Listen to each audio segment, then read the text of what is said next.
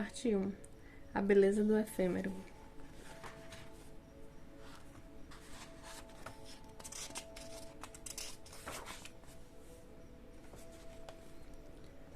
Kaika e Mankai. As pessoas que conhecem o País do Sol Nascente sabem que os dias mais bonitos do ano acontecem na primavera, quando a sakura, as cerejeiras japonesas, florescem. Nas ilhas subtropicais de Okinawa, onde realizamos as pesquisas para nosso livro anterior, Ikigai, em japonês, razão de ser, os primeiros brotos kaika florescem em janeiro, mas nas grandes cidades do Japão, a florada acontece entre o fim de março e meados de abril, estendendo-se até maio no clima frio da ilha de Hokkaido. A cada ano, os japoneses acompanham com grande interesse as previsões de quando a sakura mostrará suas pétalas brancas, que, além da beleza, possuem uma simbologia que será vista ainda neste capítulo. A chamada Frente da Sakura avança do sul para o norte, e cada cidade tem sua árvore de referência para anunciar o início do que se transformou em uma festa da natureza, da qual toda a população participa. No Japão, há 96 árvores de referência, ou índices, que marcam o início do Kaika. A de Kyoto, por exemplo, localiza-se no jardim do órgão meteorológico da cidade. Toda manhã, o funcionário verifica se os brotos se abriram. No dia em que isso acontece, a notícia se espalha pelo país.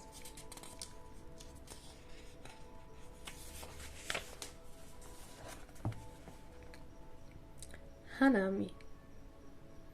Quando as previsões de florescimento sakuras zensen se cumprem, os japoneses se dirigem imediatamente aos parques para o ritual do Hanami, ou seja, ver as flores.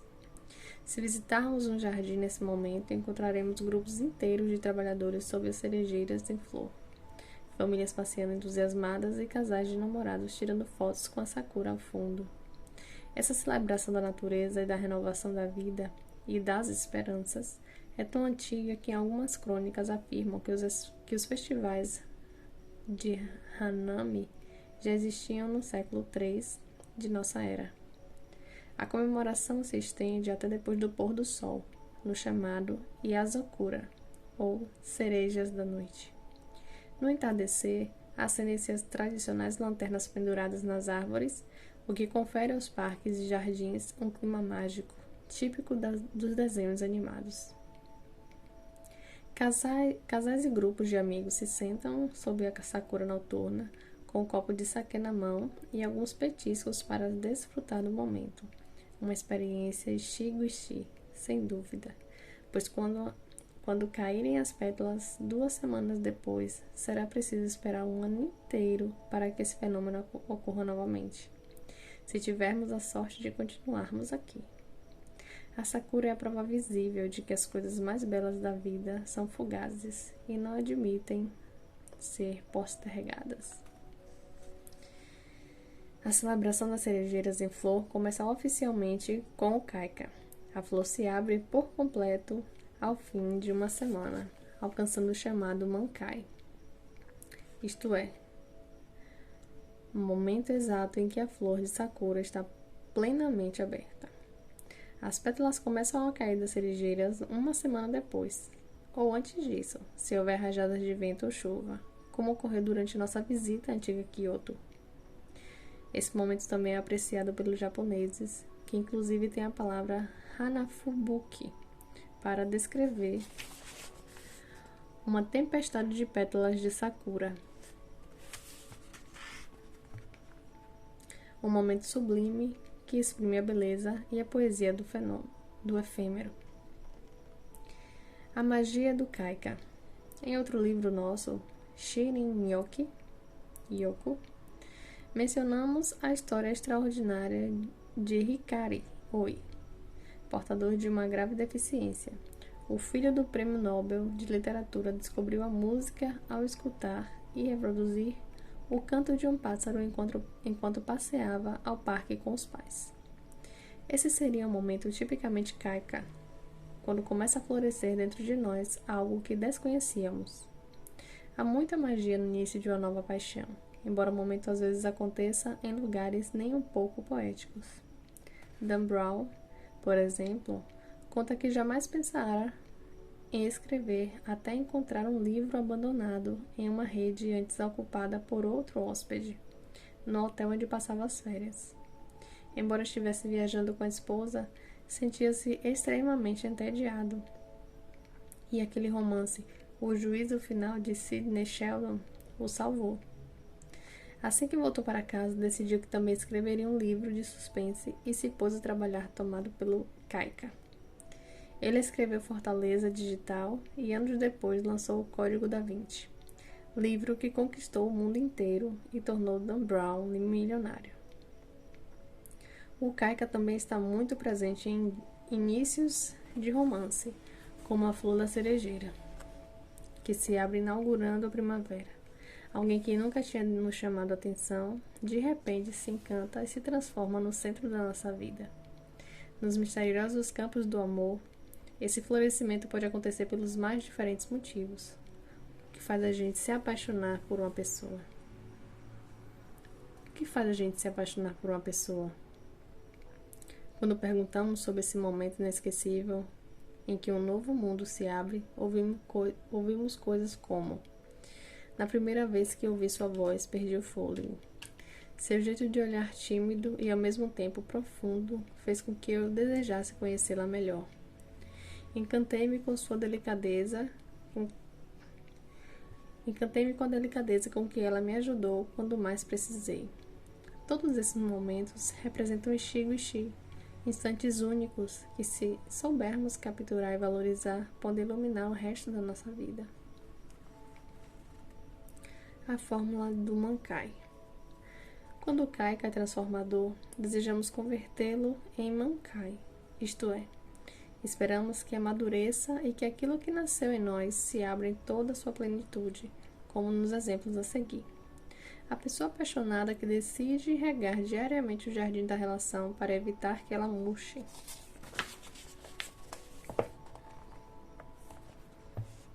O escritor iniciante que, depois de conceber a ideia de um livro, marca um horário para avançar todos os dias na escrita até terminá-lo. A tenacidade do empreendedor que quer que seu projeto dê certo e busca constantemente formas de melhorar e inovar. Quando se fala na maratona para transformar uma ideia ou vocação em excelência, é comum mencionar a regra das 10.000 horas de Malcolm Gladwell para ir do Kaika ao Mankai. No livro Fora de Série, o jornalista britânico comprova seu cálculo de horas, o número mágico da grandeza, citando personalidades conhecidas e seus grandes feitos, por exemplo. Bill Gates começou a programar aos 10 anos. Já no Seattle Institute, 10.000 horas depois, conseguiu revolucionar o mundo da informática. Os Beatles completaram as 10.000 horas até a excelência durante os 2 anos em que tocaram em boates de Hamburgo, 8 horas por dia, até voltar a seu país e arrasar com Love Me Do. O estudo de Gladwell concluiu que genialidade não basta, é preciso investir muito esforço e constância para que o talento desabroche em todo o seu esplendor. Forjadores de espadas. A atenção aos detalhes e a paciência dos japoneses são visíveis em sua disciplina. Um dos casos mais conhecidos é o restaurante de sushi de Jiro, que, apesar de se localizar no metrô de Ginza, é considerado o melhor do mundo. O filho do proprietário treinou por várias décadas até fazer um bom tamago, omelete para sushi.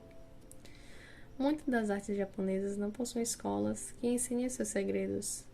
O conhecimento é transmitido de mestre a discípulo. Isso ocorre principalmente com forjadores de katanas, entre outras espadas japonesas. Hoje, restam 300 espadeiros em atividade no país, mas só 30 vivem exclusivamente do ofício. Cada um deles tem discípulos que trabalham sob sua tutela a fim de que sua arte de produzir fios cortantes não se perca. Forjar espadas não é algo que se aprenda por meio de um livro ou do estudo. Para adquirir o ofício é necessário permanecer pelo menos 10 anos sob a tutela de um mestre. É um período maior do que o de qualquer carreira universitária. Por que é tão difícil forjar uma boa katana? Não entraremos em detalhes, mas o processo para conseguir um bom aço é tão complicado quanto elaborar uma boa omelete para sushi, ou mais. Um dos aspectos mais apreciados da técnica envolve a pouca quantidade de carbono utilizada para preservar as propriedades do aço. As melhores lâminas de espadas japonesas têm apenas 1% a 1,2% de carbono. Conseguir isso é dificílimo. Os mestres sabem quando se chega a esse nível por meio da intuição, depois de deixar a peça no forno a temperaturas entre 1200 graus Celsius e 1500 graus Celsius durante 3 dias. Na tradicional espada japonesa não há nada supérfluo, por isso ela simboliza a força, a perseverança e a simplicidade. Decorre daí o empenho para conseguir o melhor material e forjar a espada com o martelo a fim de se obter a maior densidade possível. Uma lição de vida que podemos extrair do ofício dos forjadores de espadas, considerados tesouro nacional no Japão, envolve eliminar o desnecessário até se chegar ao essencial, em que reside nossa beleza e nosso poder. E só se atinge isso com paciência e perseverança. Depois de algumas vozes críticas afirmarem que a tenacidade não garante nada, pois em alguns campos as qualidades extraordinárias inatas são imprescindíveis, Gladwell declarou. A regra das 10.000 horas não se aplica a qualquer pessoa nos esportes competitivos. O treino não é a condição suficiente para êxito. Eu poderia jogar xadrez durante 100 anos e nunca seria um grão-mestre. Mas em qualquer caso, a capacidade natural precisa de um enorme investimento de tempo para se manifestar. Traduzido em uma equação de termos japoneses, a primeira parte da fórmula é o Ikigai, ou seja, descobrir aquilo que nos apaixona e que, além disso, fazemos bem. Uma vez identificada nossa missão, viria o Kaika, às vezes o mais difícil, deixar de lado as urgências dos outros para dar espaço à nossa paixão, para permitir que comece a brotar aquilo para o qual fomos destinados. A terceira parte implicaria nos mantermos nesse caminho com paciência, alimentando sempre a esperança até atingirmos o Mankai. Resumindo, a fórmula seria: Ikigai mais Kaika mais tempo é igual ao Mankai.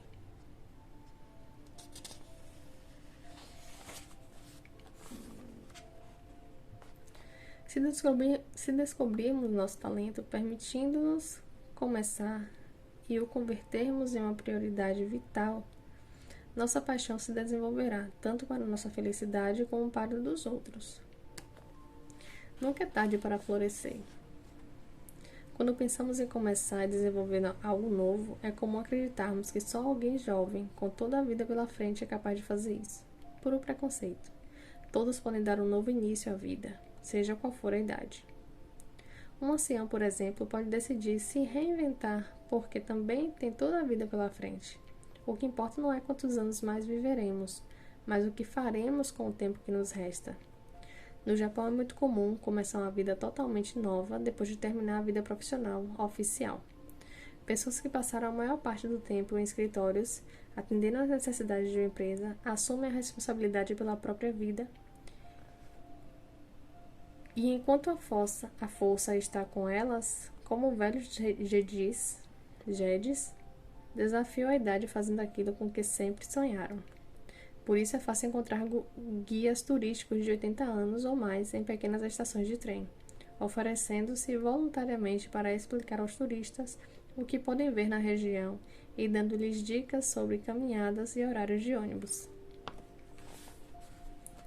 O viajante que descer na estação de Yudanaka, por exemplo, uma instância de águas termais, onsen, e ponto de partida para visitar os macacos da neve de Nagano, será recebido por seres encantadores anciãos, felizes em ajudar os viajantes vindos do mundo inteiro. Como aprendemos com os mestres da vida longa de Okinawa durante nosso estudo para o livro Ikigai, quando nos atrevemos a fazer o que amamos, cada dia pode ser o melhor de nossa vida. 2 exemplos de late bloomers. A expressão inglesa late bloomers, o que desabrocha tarde, inclui pessoas que descobrem o próprio talento em uma idade avançada. O late bloomer desafia a idade limitante de que o ponto máximo de florescimento intelectual se dá no adulto ainda jovem e que a partir da maturidade ele declina. Ele defende a tese de que a pessoa nunca deixa de melhorar e renovar-se, pois utiliza a sabedoria acumulada para subir sempre mais um degrau rumo a novos desafios. Vamos dar 2 exemplos clássicos de que não há idade para grandes realizações. O primeiro é a filipina Melchora Aquino de Ramos, que na época da revolta que levaria à independência do seu país estava com 84 anos. Em vez de se amedrontar, ela usou a loja que gerenciava como refúgio para feridos e perseguidos, além de dar conselhos aos revolucionários naquele modesto quartel-general, onde se organizavam reuniões secretas. As atividades subversivas da anciã passaram despercebidas, e as autoridades coloniais aprenderam e a interrogaram com o intuito de identificar os líderes revolucionários. Como Melchor Aquino se negou a dar informações, foi deportada para as Ilhas Marianas. Quando os Estados Unidos assumiram o controle das Filipinas, Melchora voltou a seu lar como heroína nacional e foi nomeada a Grande Mulher da Revolução. Ela se envolveu ativamente na criação do novo país durante mais de 2 décadas, vindo a falecer aos 107 anos. O campo das artes se mostra ainda mais propício para os late bloomers. Harry Bernstein, britânico de nascimento, publicou um conto aos 24 anos, mas só começou a escrever The Invisible Wall, O Muro Invisível, seu primeiro romance, aos 93. Conseguiu terminá-lo e publicá-lo em 2007, já aos 96 anos. Jornalistas lhe perguntaram o que levou a estrear tão tarde como romancista. Ele explicou que a solidão que sentiu ao perder a esposa, com quem ficou casado por 67 anos, foi tanta que o fez assumir aquela missão. Incentivado pelo carinho de quem o acompanhava, Bernstein escrevia mais 3 romances antes de morrer, aos 101 anos. Durante uma entrevista ao The New York Times, ele disse: "Se conseguirmos continuar vivos e com saúde, a partir dos 90 anos, só Deus sabe que capacidades estão à espreita dentro de nós." E você, onde vive? As pessoas capazes de ter uma vida longa e repleta de sentido têm 2 características. São conscientes da própria missão e sabem desfrutar cada momento. Portanto, como comprovamos com os anciãos nas estações de trem, eles vivem um instante como uma oportunidade permanente, ishi. No entanto, se observarmos as pessoas em volta, ou a nós mesmos, veremos que muitas vezes é difícil nos mantermos no presente. Nossos pensamentos viajam em todas as direções, e é penoso mantê-los onde estamos agora, no que fazemos agora, na pessoa com quem estamos agora. Caso esteja sozinho, esse quem é você mesmo. As 4 emoções básicas e o tempo. Embora o psicólogo social Paul Ekman tenha ampliado o número de emoções para 6, com base nas expressões faciais, ele incluiu a surpresa e o nojo. Há 4 emoções básicas que marcam nossa vida e que, como veremos a seguir, nos situam em um ou em outro lugar do tempo. Vamos nos deter um pouco em cada uma delas.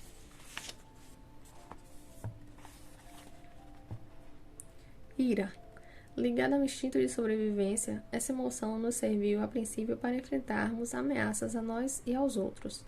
Por isso, quando nos irritamos, os músculos se tensionam, prontos para a luta e o ataque, enquanto o ritmo cardíaco e a circulação se aceleram. Nosso corpo libera adrenalina e noradrenalina, produzindo uma sensação de estresse que logo resultará em esgotamento. O problema dessa emoção, além de ser socialmente mal vista, é o fato de que poucas vezes ela está ligada a uma ameaça real, pois fora de situações extraordinárias, uma guerra, uma agressão na rua, por exemplo, não temos predadores. Atualmente nos irritamos porque consideramos errados ou injustos algo que nos aconteceu. Ao passarmos ao ataque, muitas vezes nos descontrolamos e aumentamos o problema, porque nesse momento a outra parte se sente ameaçada e também ataca. Por outro lado, se reprimirmos a raiva, prejudicamos a nós mesmos. Como já indicava Buda, guarda a raiva como ter um carvão em brasa na mão com a intenção de jogá-lo em alguém. Quem se queima é você. Assim, quer ataquemos ou não, na maioria das vezes a ira é uma emoção destrutiva.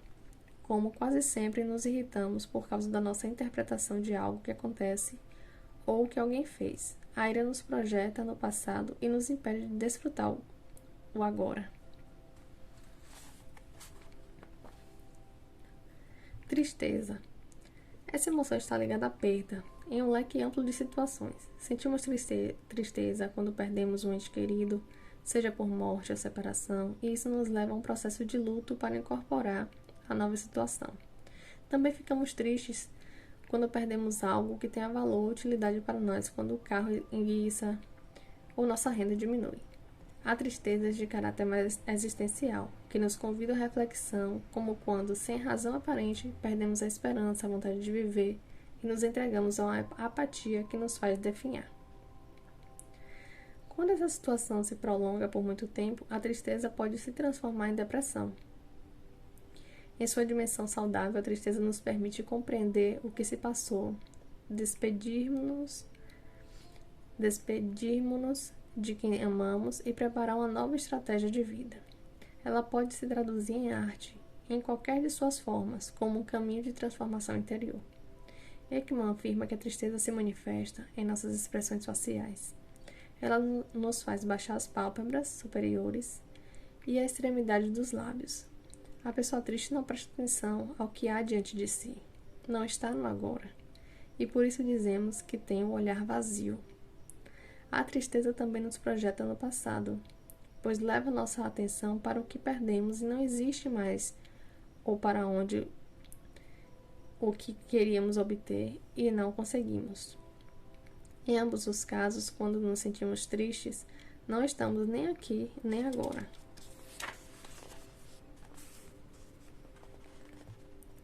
Medo. Muito ligado ao instinto de sobrevivência, assim como a ira, essa emoção nos torna alertas para possíveis ameaças ou danos. Na época em que o ser humano vivia na selva, o medo era imprescindível para perceber os perigos iminentes e preparar o corpo para a luta ou a fuga.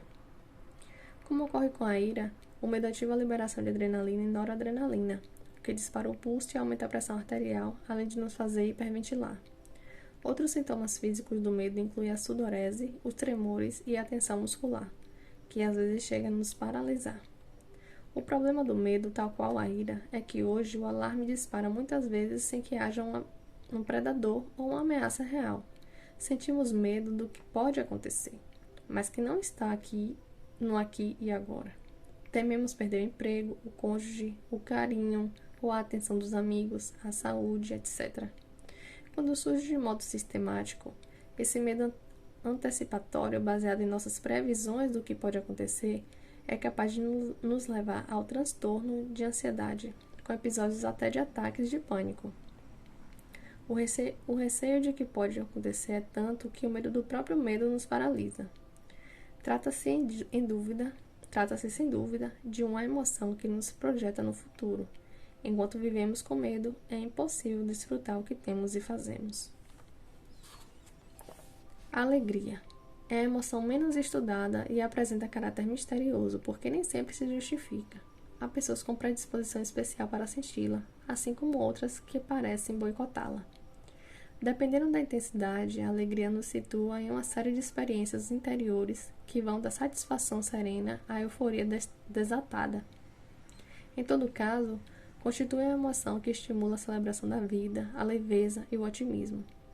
A alegria nos torna expansivos, e isso explica porque, quando a experimentamos, precisamos dividi-la com os outros. Quando a sentimos, ficamos mais empáticos, generosos e humanos. Em um jogo de futebol, por exemplo, quando o jogador marca um gol, sai correndo e abraça os companheiros. A alegria se vive e se dá. Ela não apenas nos situa no lado ensolarado da vida, como também nos aproxima dos outros. O escritor e conferencista Alex Rovira distingue dois tipos dessa mesma emoção: a alegria com objeto e a alegria sem objeto. A primeira depende de acontecimentos externos, sendo, portanto, efêmera. A vitória do nosso time de futebol, o prêmio na loteria, a promoção no trabalho. Já a alegria sem objetivo vem do nosso interior, sem qualquer razão aparente, como se sintonizássemos uma estação especial da alma. Essa emoção incondicional, que nos leva a um estado de felicidade, será trabalhada na parte prática do livro.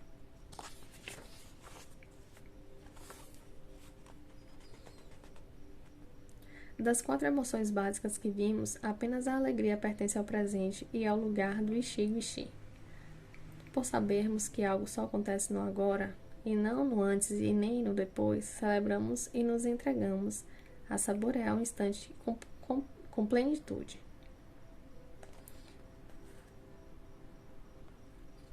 Traduzir emoções em tempo.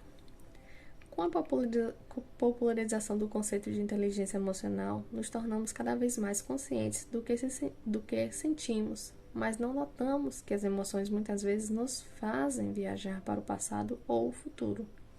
Nesse sentido, um exercício simples como relacionar as emoções ao tempo constitui um instrumento muito poderoso para voltarmos ao presente, em que reside a alegria, a serenidade e a atenção características do ishi-wishi. Para isso, toda vez que você se sentir mal, basta traduzir a emoção. Por exemplo, está triste? Está vivendo no passado? Desperte. Sente medo? Está vivendo no futuro? Regresse. Quando deixamos de nos projetar no passado e no futuro, recuperamos a alegria do agora. Ao traduzirmos as emoções em tempo, torna-se muito mais fácil superá-las, porque ninguém gosta de estar exilado do país do presente, onde ocorrem os fatos importantes. Por isso, quando me dou conta de que estou no passado, vou embora de lá. E se estou no futuro, retorno. Qual é seu nível de presença no agora? Criamos este pequeno teste para avaliar nossa capacidade de estar no agora e, assim, desfrutar o momento. Responda a alternativa que melhor representa suas emoções. Depois de receber uma carta, mensagem ou telefonema ofensivo, você fica aborrecido na hora e responde o que achar conveniente, mas depois esquece o assunto? Fico pensando por um bom tempo até encontrar a maneira adequada de reagir? Ou C, não importa se eu responda ou me cale. Fico o dia inteiro ou vários dias abalado com a situação. Segundo exercício. Faz tempo que noto que um amigo antes íntimo não me trata mais com carinho e atenção de antes.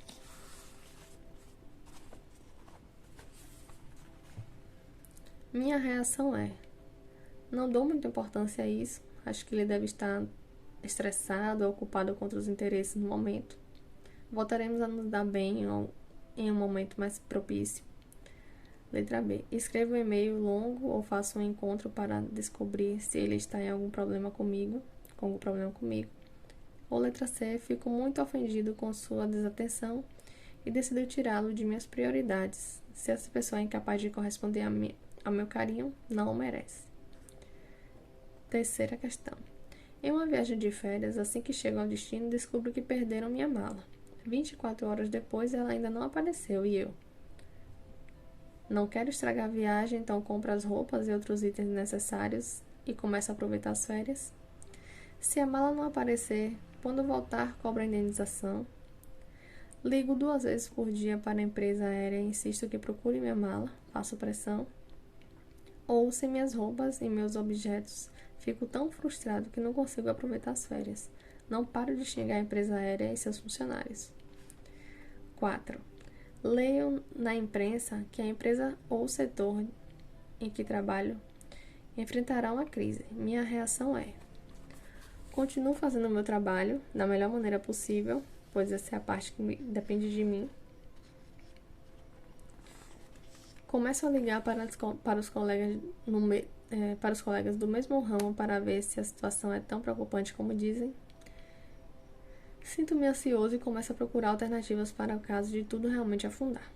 5.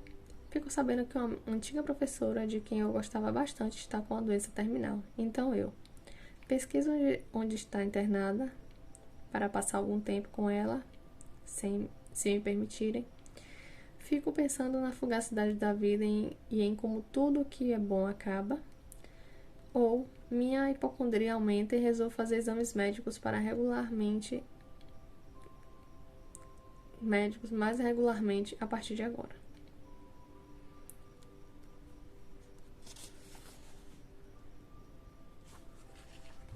O resultado. As respostas A valem 0, as respostas B valem 1 e as respostas C valem 2 pontos. Some o total de pontos das 5 respostas. De 6 a 10 pontos, o índice é ruim. Você se projeta com muita facilidade no passado ou no futuro, no fruto do estresse ou da ansiedade que o impede de aproveitar a vida. É preciso aprender a regressar ao presente. De 3 a 5 pontos pode melhorar. Seu nível de agitação mental não é preocupante, mas se remoesse menos as coisas, ganharia serenidade sem dúvidas. Seria mais feliz. Com um pouco de treinamento você consegue. 2 pontos ou menos. Ótimo. Embora os acontecimentos o levem para o passado ou para o futuro, você sabe voltar logo ao presente e tem potencial para ser um mestre do Ishi-Ishi, com capacidade de inspirar outros. O agora é um presente que precisamos abrir. Desde que Siddhartha Gautama ensinou seus discípulos a se fixar no aqui e agora, levamos 2.500 anos perseguindo esse presente com que tanta frequência escorre entre os nossos dedos como areia. No próximo capítulo, veremos as estratégias que o Zen nos propõe para nos mantermos no presente e descobriremos como o monge japonês influenciou Steve Jobs. Mas antes disso, terminaremos este capítulo vendo o que ocorre dentro de nós quando conseguimos nos libertar dos sofrimentos do passado e dos medos do futuro. Faz uma década que Philip Zimbardo, professor de psicologia de Stanford, publicou com John Boyle O Paradoxo do Tempo, obra em que descreveu a mente atenta ao presente da seguinte maneira: quando ficamos plenamente conscientes do que nos cerca e de nós mesmos no presente, o tempo que passamos nadando com a cabeça fora d'água aumenta. Esse estado não nos impede de ver os possíveis perigos e prazeres. Ao contrário, ao sermos conscientes de nossa situação e do destino onde vamos, podemos fazer correções em nosso caminho. Para os que levam boa parte da vida exilados do presente, a experiência do agora é transformadora, como demonstraram Jennifer Aaker e Melanie Wood, colaboradoras de Zimbardo, em uma série de experimentos que ajudaram várias pessoas a viver um pequeno momento de atemporalidade. Segundo as conclusões das pesquisadoras, essas pessoas sentiram de imediato que tinham mais tempo disponível do que acreditavam ter. Mostraram-se menos impacientes e com mais vontade de ajudar os outros. De repente deram preferência às experiências em vez de às coisas materiais. Enquanto fluíam com o momento, as pessoas relataram de sentir muito mais satisfeitas com a vida. O resultado da experiência justifica o fato de que a palavra presente também significa dádiva, oferenda. O presente está sempre aqui, oferecendo-se a nós a cada momento para que seja inesquecível. No entanto, como todo presente, para aproveitá-lo é preciso primeiro abri-lo. A seguir veremos como fazer isso.